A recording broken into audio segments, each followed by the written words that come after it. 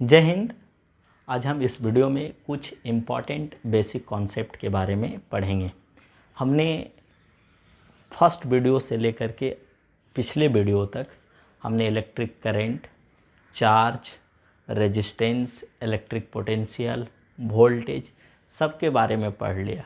हमने ohms law के बारे में भी पढ़ा, लेकिन आज इस वीडियो में उन सब से रिलेटेड हम कुछ बेसिक कॉन्सेप्ट पढ़ेंगे। सपोज डैट सर हमारा एक कोई कंडक्टर है, एक कोई क्या है, कंडक्टर है। इसके दोनों टर्मिनल्स से को हम किसी बैटरी से कनेक्ट कर दिए। देखो, इसके दोनों टर्मिनल को हम किसी बैटरी से कनेक्ट कर दिए। ये पॉजिटिव टर्मिनल है, ये नेगेटिव टर्मिनल है। तो मान लो सर ये स्विच लगा हुआ है, स्विच जो आपके घर में बोर्ड में जो स्विच होता है वो स्विच लगा हुआ है। जो ही स्विच को आप क्लोज कीजिएगा सर, स्विच को क्लोज कीजिएगा तो आपका क्या है सर, इस कंडक्टर के हर एक पार्ट में इलेक्ट्रिक फील्ड आपका क्या हो जाएगा, हर एक पार्ट में आपका इलेक्ट्रिक फील्ड आपका डेवलप हो जाएगा। यानी कंडक्टर जो है वो इलेक्ट्रिक फील्ड के इन्फ्लुएंस में आ जाएगा। माने कंडक्टर आपका क्या है सर, वो इलेक्ट्रिक फील्ड के इन्फ्लुएंस में आ जाएगा। जो ही आप बैटरी स्विच क्लोज करोगे, कंडक्टर जो है इलेक्ट्रिक फील्ड के इन्फ्लुएंस में आ जाएगा। तो इसका मतलब है ना कि इसमें तो बहुत सारे फ्री इलेक्ट्रॉन होंगे। आपका कंडक्टर है तो फ्री इलेक्ट्रॉन बहुत ज़्यादा होगा, तो तुरंत आपका क्या होगा सर, फ्री इलेक्ट्रॉन का मूवमेंट आपका स्टार्ट हो जाएगा कंडक्टर में। क्योंकि फ्री इलेक्ट्रॉन है, इस पर नेगेटिव चार्ज है, तो बैटरी के पॉजिटिव टर्मिनल की ओर अट्रैक्ट होगा। तुरंत आपका क्या होगा सर, फ्री इलेक्ट्रॉन का मूवमेंट आपका क्या है सर, स्टार्ट हो जाएगा कंडक्टर में। फ्री इलेक्ट्रॉन का मूवमेंट आपका कंडक्टर में स्टार्ट हो जाएगा और ये इस तरह से पाथ को आपका क्या है सर, पूरा करना शुरू कर देगा। ठीक है, तो इस तरह से इलेक्ट्रॉन का मूवमेंट शुरू हो जाएगा। तो आप जानते हैं कि हम जो इलेक्ट्रिक करंट का जो डायरेक्शन लेते हैं वो आपका क्या लेते हैं, बैटरी के अगेंस्ट, इलेक्ट्रॉन के मूवमेंट के अगेंस्ट में लेते हैं। माने जो इलेक्ट्रॉन इधर मूव कर रहा है उसके अगेंस्ट में लेते हैं, इलेक्ट्रिक फील्ड के डायरेक्शन में लेते हैं। ये आपका बैटरी का, ये आपका वोल्टेज आपका सर बी है। माने जो बैटरी का ईएमएफ है वो भी वोल्ट है, क्या है, भी वोल्ट है। तो अब इसके कारण आपका क्या है सर, कि जो ही आप स्विच क्लोज करोगे आपका कंडक्टर से होकर के आपका क्या है सर, इलेक्ट्रॉन का मूवमेंट शुरू हो जाएगा। इलेक्ट्रॉन का मूवमेंट शुरू हो जाएगा, इसका मतलब है सर कि आपका कंडक्टर में करंट फ्लो होना शुरू हो गया। क्योंकि जो ही इलेक्ट्रॉन का मूवमेंट होगा आपका चार्ज का मूवमेंट शुरू हो जाएगा। क्योंकि इलेक्ट्रॉन चार्ज को क्या करता है, कैरी करता है। मतलब जब इलेक्ट्रॉन का मूवमेंट होगा तो आपका क्या होगा सर, चार्ज का भी मूवमेंट होगा। तो देखो, जो ही आप स्विच क्लोज किए आपका हर एक पार्ट के अक्रॉस आपका क्या इलेक्ट्रिक फील्ड डेवलप हो जाएगा। तो आपका क्या हो जाएगा, तुरंत आपका इलेक्ट्रॉन का मूवमेंट हर एक पॉइंट से ड्रिफ्टिंग शुरू हो जाएगी। जो है इलेक्ट्रॉन का ड्रिफ्टिंग शुरू हो जाएगा, सर्किट में करंट फ्लो होना आपका शुरू हो जाएगा। तो ये हम समझ गए। लेकिन ये जो मूवमेंट हो रहा है इसका मतलब क्या होता है, हमने बतलाया कि एक कूलम चार्ज बराबर होता है, एक कूलम चार्ज बराबर होता है सर, एक coulomb charge is equal to होता है 6.25 into 10 to the power 16 electron, 10 to the power 16 electron हमने ये बतलाया था ना। देखो हमने कैसे बतलाया था, चूँकि आपका क्या होता है सर, एक इलेक्ट्रॉन पर जो चार्ज होता है वो आपका क्या होता है 1.6 into 10 to the power minus 19 coulomb. माने 1.6 into 10 to the power 19 coulomb is equal to आपका क्या होता है sir, 19 is equal to 1 electron. माने इतना जो चार्ज है 1 इलेक्ट्रॉन पर चार्ज है। तो एक कूलम चार्ज कितना पर होगा, 1/1.6 into 10 to the power minus 19। ये ऊपर चला जाएगा तो कितना हो जाएगा सर, ये 10 गुने, ये ऊपर लेके चल जाओ 10 पर पावर 19 अपॉन 16 ले लो, कितना हो जाएगा 100 into 10 to the power 18 upon कितना हो जाएगा 16। यानी कितना हो जाएगा 16 छक 96, 40 बचा, 16 दूना 32, 8 बचा, 16 पचे 80 इंटू 10 टू द पावर क्या 18। माने 625 गुना 10 टू द पावर 16 इतना इलेक्ट्रॉन। मतलब एक coulomb charge is equal to इतना इलेक्ट्रॉन, वही हमने लिखा। तो कह रहा है एक coulomb charge is equal to क्या है सर, इतना इलेक्ट्रॉन। और हम जानते हैं 1 एम्पियर करंट क्या बोलते हैं, 1 कूलम पर second. 1 ampere is equal to क्या बोलते हैं 1 कूलम पर सेकेंड। इसका मतलब है सर 1 एम्पियर का मतलब है कि 1 कूलम पर सेकेंड, और 1 कूलम का मतलब कितना है इतना इलेक्ट्रॉन। इसका मतलब है कि इस कंडक्टर के किसी पार्टिकुलर क्रॉस सेक्शनल एरिया से प्रत्येक सेकंड कितना इलेक्ट्रॉन पास कर रहा होगा इतना इलेक्ट्रॉन। तब हम कहेंगे कि जैसे मान लो कि हमारा क्या है सर कि इस सर्किट में 1 एम्पियर की करंट फ्लो हो रही है। देखो ना 1 एम्पियर माने क्या 1 कूलम पर सेकेंड। अभी हमने निकाल दिया कि 1 coulomb charge is equal to इतना electron 6 to 5 into 10 to the power 16 electron, और 1 ampere is equal to 1 coulomb पर सेकेंड, और 1 कूलम इज इक्वल टू कितना होता है इतना इलेक्ट्रॉन। तो कह दे कि किसी कंडक्टर से मान लो कि 1 एम्पियर की करंट फ्लो हो रही है। इसका मतलब इस कंडक्टर के प्रत्येक क्रॉस सेक्शन से प्रत्येक सेकेंड पर सेकेंड कितना इलेक्ट्रॉन पास कर रहा होगा इतना इलेक्ट्रॉन। नहीं, मतलब प्रत्येक सेकेंड जो है वो किसी पार्टिकुलर क्रॉस सेक्शन से कंडक्टर के इतना इलेक्ट्रॉन क्या कर रहा होगा पास कर रहा होगा। जैसे कह दे कि 2 एम्पियर की करंट फ्लो हो रही है, तो 2 एम्पियर की करंट फ्लो हो रही है, इसका मतलब क्या हो जाएगा 2 कूलम पर सेकेंड। और 2 कूलम कहने का मतलब कितना 2 इंटू इतना इलेक्ट्रॉन पर सेकेंड किसी क्रॉस सेक्शनल एरिया से पास कर रहा होगा। जैसे 1 एम्पियर इज इक्वल टू क्या हुआ 1 एम्पियर इज इक्वल टू क्या 1 कूलम पर सेकेंड, और 1 कूलम इज इक्वल टू इतना इलेक्ट्रॉन। इसका मतलब है सर कि प्रत्येक सेकेंड इस कंडक्टर के किसी भी क्रॉस सेक्शनल एरिया से इतना इलेक्ट्रॉन क्या कर रहा होगा पास कर रहा होगा।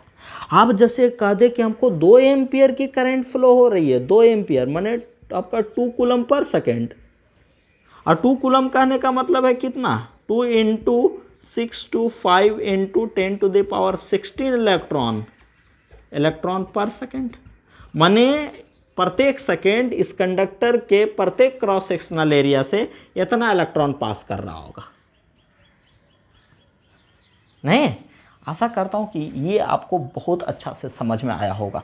ये आपका कॉन्सेप्ट है, करंट का कॉन्सेप्ट है, समझ है। 1 कूलम इज इक्वल टू इतना इलेक्ट्रॉन, समझ रहे हो। और हमारा जैसे अब फिर से हम यहाँ लिख देते हैं, जैसे सर मान लो 1 एम्पियर करंट है ना, तो 1 कूलम क्या पर सेकेंड, और 1 कूलम पर सेकेंड करने का मतलब क्या ये के लिए 1 कूलम इज इक्वल टू कितना 6 to 5 into 10 to the power 16 electron पर सेकेंड। इसका मतलब है कि इस कंडक्टर के किसी भी क्रॉस सेक्शनल एरिया से प्रत्येक सेकेंड इतना इलेक्ट्रॉन पास कर रहा है। यदि 2 एम्पियर की करंट कहने का मतलब 2 कूलम पर सेकेंड माने 2 इंटू इतना इलेक्ट्रॉन पर सेकेंड।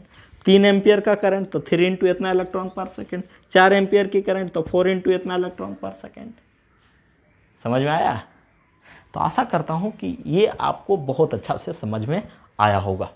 तो ये होता है कॉन्सेप्ट, करंट का कॉन्सेप्ट। अब जैसे मान लो सर कि ये कंडक्टर है,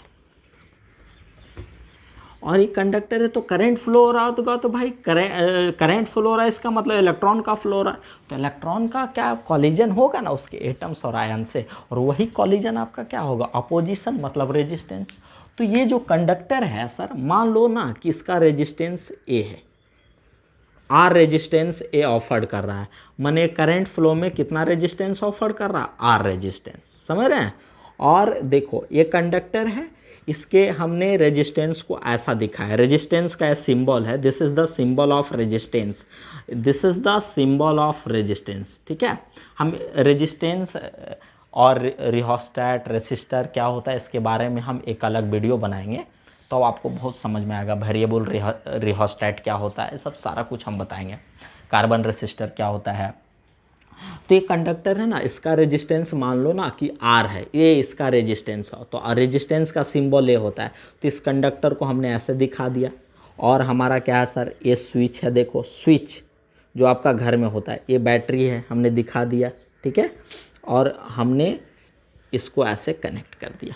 तो ये क्या हो गया ना, ये इलेक्ट्रिकल सर्किट हो गया, ये एक पूरा कंप्लीट सर्किट हो गया। ये हमारा स्विच है, ये बैटरी है, मान लो बैटरी का ईएमएफ मान लो ई मान लेते हैं सर, ई समझ रहे, ई मान लेते हैं।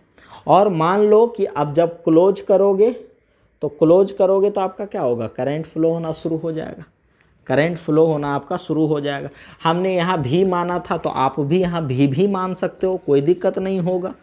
तो भैया मान लो करंट कितना फ्लो हो रहा, आई, मैंने स्विच क्लोज करने से करंट कितना फ्लो हो रहा, I, according to Ohm's law, according to Ohm's law, Ohm's law आपका I इज इक्वल टू क्या होता है, V अपॉन R होता है ना।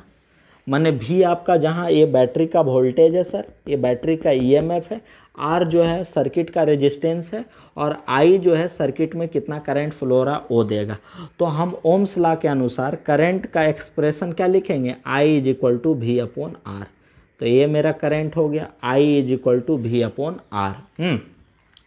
अब जैसे मान लो ना R बराबर आपका मान लो 2 ओम है, ठीक है, R इज इक्वल टू 2 ओम। अब V बराबर मान लो ना 4 वोल्ट है, कितना है, 4 वोल्ट। तो इसीलिए आपका क्या हो जाएगा, I माने सर्किट में कितना करंट फ्लो होगा भैया, सर्किट में कितना करंट फ्लो होगा, I is equal to V कितना है, 4 वोल्ट, 4 दे दिया, और आपका कितना हो जाएगा, रेजिस्टेंस कितना है, 2 ओम, ये वोल्ट है, ये ओम है, ये कैंसिल हो जाएगा, आपका कितना हो जाएगा, 2, तो कितना हो जाएगा, और वोल्ट अपॉन ओम क्या हो जाएगा, एम्पियर, 2 एम्पियर, चूँकि करंट का यूनिट क्या होता है, एम्पियर, 2 एम्पियर। तो हम इसको ऐसे लिख सकते हैं। अब समझ में आया होगा कि करंट को कैसे कैलकुलेट करेंगे और इसको ऐसे दिखाएंगे हम।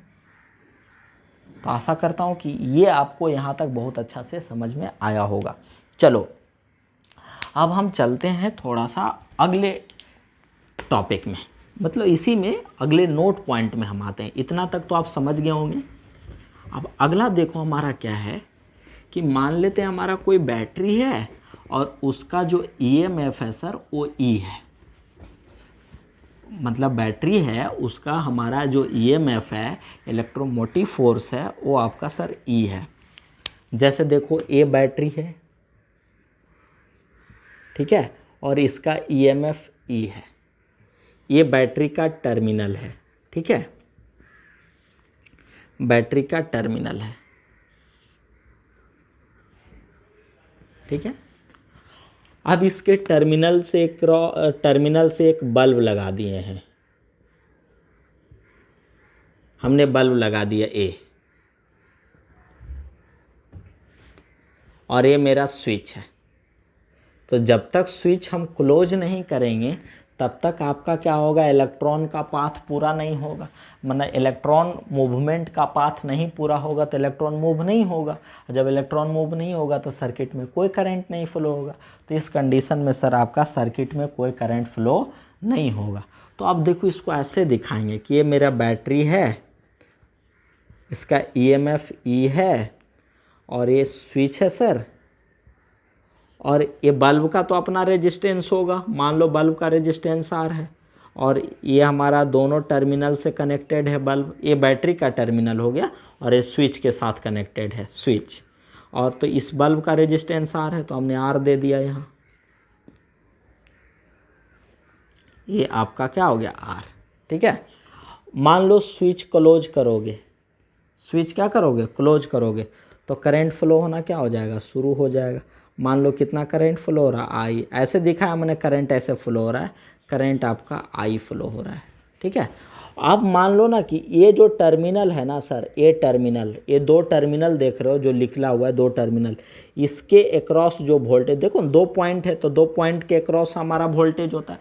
पोटेंशियल जो है किसी पार्टिकुलर पॉइंट का होता है, लेकिन वोल्टेज 2 पॉइंट के बीच होता है। वोल्टेज क्या है, पोटेंशियल डिफरेंस है। तो मान लो ई पॉइंट और ई पॉइंट के बीच ना आपका जो है वो पोटेंशियल डिफरेंस जो V वोल्ट है। कितना वोल्ट है सर, V वोल्ट है, हाँ कितना वोल्ट है, V वोल्ट है, हाँ। और V वोल्ट माने ये पॉइंट और ये पॉइंट के बीच V वोल्ट, करंट कितना जा रहा है, I जा रहा है। तो यहाँ जो वोल्टेज ड्रॉप होगा, कल बताए थे हमने ओम्स लॉ में, voltage drop it is the product of current and resistance. तो यही भी जो है ये दोनों पॉइंट के बीच वोल्टेज ड्रॉप है, माने टर्मिनल वोल्टेज है। यही जो भी है ना, यही जो भी देख रहे हो, ये पॉइंट और ये पॉइंट के बीच वोल्टेज ड्रॉप है, माने आपका क्या है सर, दोनों टर्मिनल के बीच का वोल्टेज है। तो यहाँ क्या हो जाए, मान लो टर्मिनल A और B है, ठीक है, तो हमारा क्या हो जाएगा, वोल्टेज एक्रॉस टर्मिनल आपका क्या हो जाएगा, ए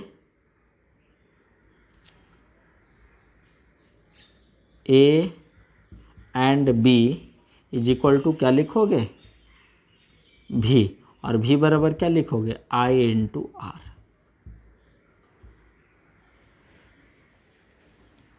क्लियर, आई इंटू आपका आर हो जाएगा, समझ रहे हो, आई इंटू आर। और आई इंटू आर क्या हो जाएगा, देखो इधर पहले आई इंटू आर हो जाएगा, नहीं क्लियर। अब देखो सर्किट में हमारा क्या है ना, और ये आई इंटू आर हो जाएगा। बात है कि हम बैटरी को आइडियल ले रहे हैं, माने बैटरी में कोई रेजिस्टेंस नहीं है, बैटरी का कोई रेजिस्टेंस नहीं है, तब हम डायरेक्ट यहाँ से लिखेंगे voltage across terminal A and B, आपका क्या लिखोगे, V is equal to I into R. और यहाँ से हम करंट क्या लिखोगे, करंट ज़्यादा, करंट आई क्या लिखोगे, आई, चूँकि हमारा बैटरी का EMF ही है, सर्किट में रेजिस्टेंस कितना है, आर है, तो आई इज इक्वल टू क्या लिखोगे, E अपॉन आर। ये हमने वोल्टेज निकाल लिया, ये वोल्टेज, और आई इज इक्वल टू क्या हो जाएगा, E अपॉन आर। तो यहाँ से देखो तो इसीलिए E बराबर कितना हो जाएगा, आई इंटू आर, और V बराबर भी कितना है, आई इंटू आर। तो कहने का मतलब है सर कि यदि मान लो कि बैटरी में कोई रेजिस्टेंस नहीं रहे, माने ये बैटरी जो है वो आइडियल रहे, माने इसमें कोई रेजिस्टेंस नहीं रहे, तो उस कंडीशन में जो टर्मिनल वोल्टेज जो है वो बैटरी के EMF के बराबर होगा। माने कितना हो जाएगा यहाँ, E बराबर क्या हो जाएगा सर, V हो जाएगा। देखो ना, voltage across terminal A and B, voltage drop जो होगा यहाँ I into R, it is the product of current and resistance. Current I flow हो रहा है, रेजिस्टेंस आर है, तो करंट और रेजिस्टेंस का प्रोडक्ट हमारा V दिया। लेकिन करंट बराबर सर्किट में क्या लिखोगे, ओम्स लॉ के अनुसार, ohm's law is equal to क्या होता है, V अपॉन आर, समझ रहे हो। तो हमारा क्या सर्किट में वोल्टेज कितना है, E है, सर्किट का करंट रेजिस्टेंस कितना, R है, तो सर्किट में कितना करंट फ्लो होगा, I is equal to V upon R. अभी ना लिखे थे उसके पीछे। लेकिन करंट बराबर क्या लिखोगे, I इंटू आर, तो E बराबर क्या हो जाएगा, I इंटू आर, और I इंटू आर किसके बराबर है, V के बराबर है। तो हमारा E बराबर क्या हो जाएगा, V, माने टर्मिनल वोल्टेज जो है वो आपका बैटरी के EMF के बराबर है। और ये तब होगा सर, ये तब होगा जब आपका क्या होगा कि बैटरी आइडियल होगा, बैटरी में कोई रेजिस्टेंस नहीं होगा, बैटरी में कोई रेजिस्टेंस नहीं होगा, समझ रहे हैं मेरी बात। हाँ, बैटरी में कितनों भी आपका करंट रहे, हमेशा आई इंटू आर किसके बराबर होगा, E के बराबर होगा। तो अब देखो सर, अब देखो, तो यहाँ यदि हम टर्मिनल वोल्टेज और करंट के बीच यदि हम टर्मिनल वोल्टेज और करंट के बीच यदि हम ग्राफ खींचेंगे, टर्मिनल वोल्टेज V और I के बीच, तो किसके बराबर हो जाएगा, हमेशा E के बराबर रहेगा, हमेशा E के बराबर। देख लो, हमेशा कितनों ले जाओगे तो हमेशा E is equal to I into R. और बैटरी का जो EMF होता है वो कांस्टेंट होता है, ये चेंज नहीं हो सकता है बैटरी का EMF, कोई भी बैटरी है उसका EMF कांस्टेंट होगा। तो कितनों करंट बढ़ाओगे हमारा E हमेशा क्या रहेगा, टर्मिनल वोल्टेज सेम रहेगा। और ये तब होगा जब बैटरी में कोई रेजिस्टेंस नहीं होगा, बैटरी आपका क्या होगा, आइडियल होगा, तब आपका कंडीशन सर ऐसा होगा। लेकिन मान लो कि बैटरी का रेजिस्टेंस R है, मान लेते हैं कि अब जो है ना कि बैटरी में रेजिस्टेंस R है, माने बैटरी में रेजिस्टेंस, चूँकि बैटरी में इलेक्ट्रोलाइट होता है, प्लेट होता है, तो इलेक्ट्रोलाइट और प्लेट का भी कुछ रेजिस्टेंस होगा ना भाई, वही रेजिस्टेंस जो है बैटरी का इंटरनल रेजिस्टेंस कहलाता है। समझ रहे हैं मेरी बात, बैटरी का इंटरनल रेजिस्टेंस कहलाता है। चूँकि बैटरी के अंदर इलेक्ट्रोलाइट है, प्लेट है, एक एनोड है, दूसरा कैथोड है, बीच में इलेक्ट्रोलाइट है, आपका क्या है, समझ रहे हैं। तो वही इलेक्ट्रोलाइट और जो एनोड कैथोड का जो रेजिस्टेंस होता है बैटरी का इंटरनल रेजिस्टेंस कहलाता है। तो मान लो ना कि ये जो बैटरी है जिसका EMF ही है उसका इंटरनल रेजिस्टेंस R है, समझ रहे हैं। और ये जो इंटरनल रेजिस्टेंस है ये मान कर चलते हैं कि वो बैटरी के सीरीज में कनेक्टेड है। देखो इधर पहले, हाँ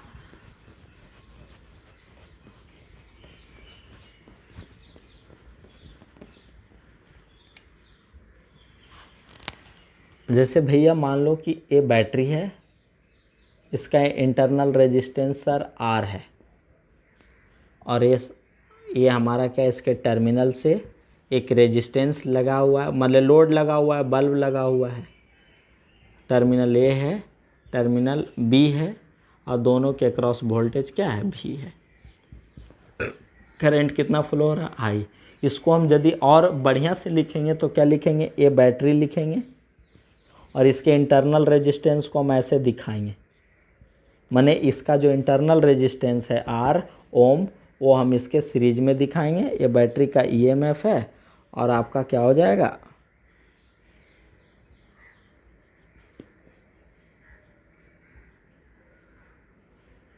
ए। ठीक है, अब करंट कितना फ्लो हो रहा है, मान लो आई फ्लो हो रहा है। कितना फ्लो हो रहा है सर, आई फ्लो हो रहा है। करंट कितना फ्लो हो रहा है, आई फ्लो हो रहा है। टर्मिनल वोल्टेज मान लो ना भी है, ए और बी के बीच। तो अब देखो, अब यहाँ से हम क्या लिखेंगे, यहाँ से क्या लिखेंगे, यहाँ से भी बराबर क्या लिखोगे, टर्मिनल वोल्टेज भी इज इक्वल टू क्या लिखोगे, आई इंटू आर लिखोगे ना। हाँ, ये टर्मिनल वोल्टेज है। अब देखो तो drop in internal resistance, voltage drop, voltage drop in internal resistance, माने इसमें कितना ड्रॉप होगा, तो कितना हो जाएगा, करंट कितना फ्लो हो रहा, आई, रेजिस्टेंस कितना, आई इंटू आर। तो देखो तो यहाँ जो वोल्टेज मिला वो भी इक्वल टू आई आर, और यहाँ जो ड्रॉप हुआ वो कितना हुआ, I into R. But circuit current, CIRCUIT, circuit current कितना हो जाएगा sir, circuit current I. Circuit में टोटल वोल्टेज कितना है, ई है, टोटल बैटरी का ईएमएफ ही है। सर्किट में टोटल रेजिस्टेंस कितना है, ए आर है और ए आर है, तो यानी कितना, आर प्लस कितना लिखोगे, आर। देखो इधर, इसका मतलब है सर, देखिए इधर पहले, इसका मतलब है आपका, इसीलिए कितना हो जाएगा, ई इज इक्वल टू कितना हो जाएगा, आई इंटू आर प्लस आर, माने ई इज इक्वल टू क्या लिखोगे, I R plus I R, नहीं, और ये क्या है, टर्मिनल वोल्टेज है, माने ये जो बल्ब है ना उसके क्रॉस वोल्टेज है भी। तो हमारा क्या लिखो, देखो आई आर को हम क्या लिखेंगे, भी लिखेंगे ना, इसीलिए आपका क्या हो जाएगा, ई इज इक्वल टू क्या लिखेंगे, भी प्लस आई आर, नहीं, इसीलिए आपका भी इज इक्वल टू कितना लिखोगे, ई माइनस आई आर लिख देंगे। तो हमको टर्मिनल वोल्टेज निकालना है, तो क्या होगा, V is equal to E minus I R. लेकिन जब यहाँ आर नहीं होता था तो क्या होता था, भी इज इक्वल टू ई, माने जो बैटरी का वोल्टेज है, बैटरी का, वही आपका टर्मिनल वोल्टेज होता है। लेकिन ये कब, जब बैटरी को हम आइडियल माने थे। लेकिन जब बैटरी में कुछ ना कुछ रेजिस्टेंस होगा सर, कुछ ना कुछ रेजिस्टेंस, तब टर्मिनल वोल्टेज, माने ये दोनों पॉइंट के बीच का जो वोल्टेज होगा वो ई माइनस आई आर, माने यहाँ जो ड्रॉप होगा ना, उस ड्रॉप को यदि इसमें घटा देंगे तब ये वाला वोल्टेज मिल जाएगा। समझ रहे हैं, यदि ये जो ड्रॉप हो रहा है आई इंटू आर, वोल्टेज ड्रॉप यहाँ जो हो रहा है आई इंटू आर, यदि इस ड्रॉप को हम बैटरी के ईएमएफ में घटा देंगे तो क्या मिल जाएगा, टर्मिनल वोल्टेज मिल जाएगा। समझ रहे हैं। अब देखो तो जैसे अब देखो यहाँ बैटरी का ये फिक्स है, बैटरी का हमारा ईएमएफ फिक्स है, और हमारा क्या हो जाएगा, रेजिस्टेंस तो यहाँ का लोड का फिक्स होगा। करंट है ना चेंज कर सकता है, करंट आपका चेंज कर सकता है। तो देखो अभी यहाँ से आप यहाँ क्या कर सकते हो ना, लोड को तुम क्या कर सकते हो, सॉरी, ये आपका लोड है। लोड किसको बोलते हैं, जो इलेक्ट्रिकल एनर्जी को कंज्यूम करता है, जो बिजली को खर्च करता है, समझ रहे हैं, उसी को लोड बोलते हैं। जैसे फ़ैन हो गया, वो इलेक्ट्रिकल एनर्जी को खर्च करता है तो वो लोड कहला गया। बल्ब हो गया, कूलर हो गया, फ्रिज हो गया, आपका आयरन कपड़ा प्रेस करने वाला हो गया, तो ये सभी इलेक्ट्रिकल एनर्जी से चलता है।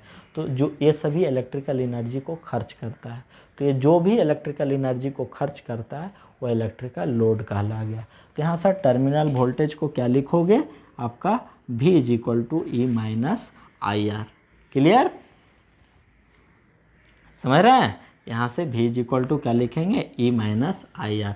तो यदि यहाँ से सर टर्मिनल वोल्ट, यदि हम I और टर्मिनल वोल्टेज के बीच ग्राफ खींचे तब क्या होगा, देखो क्या होगा। जब हमारा करंट जीरो होगा, करंट जीरो माने कुछ नहीं फ्लो होगा, माने आपका क्या होगा, ये ओपन होगा, ये कुछ नहीं होगा, ओपन होगा तो कोई करंट नहीं फ्लो होगा। उस कंडीशन में आपका जो होगा भी वो E के बराबर होगा। किसके बराबर होगा, E के बराबर। लेकिन जैसे जैसे करंट बढ़ेगा सर, जैसे जैसे करंट बढ़ेगा वैसे वैसे आपका क्या होगा, देखो ना ये आइडियल कंडीशन में आपका E हो जाएगा। लेकिन जैसे जैसे आपका करंट बढ़ाओगे तो ये बढ़ेगा और ये बढ़ेगा तो आपका क्या हो जाएगा, E में घटिए ना जाएगा, तो उससे उससे हमारा वोल्टेज क्या होगा, घटेगा। तो उसका टर्मिनल वोल्टेज ऐसे ऐसे क्या करेगा, डिक्रीज करेगा। सॉरी ये कितना हो जाएगा, IR ना है, छोटा r है, ये छोटा r है।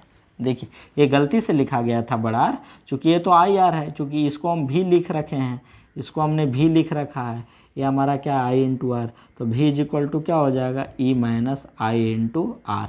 देखो जितना करंट बढ़ेगा उतना आपका क्या होगा, यहाँ पर ड्रॉप बढ़ेगा, उतना आपका ड्रॉप, तो ड्रॉप जितना ज़्यादा होगा आपका टर्मिनल वोल्टेज उतना कमता जाएगा। देखो IR घट रहा है, माने इसमें ड्रॉप आपका क्या हो रहा है सर, घट रहा है। तो जितना आपका ड्रॉप आपका क्या होगा, यहाँ बढ़ेगा, टर्मिनल वोल्टेज धीरे धीरे आपका उतना घटे। वो गलती से आपका बड़ा R लिखा गया था, छोटा R होगा।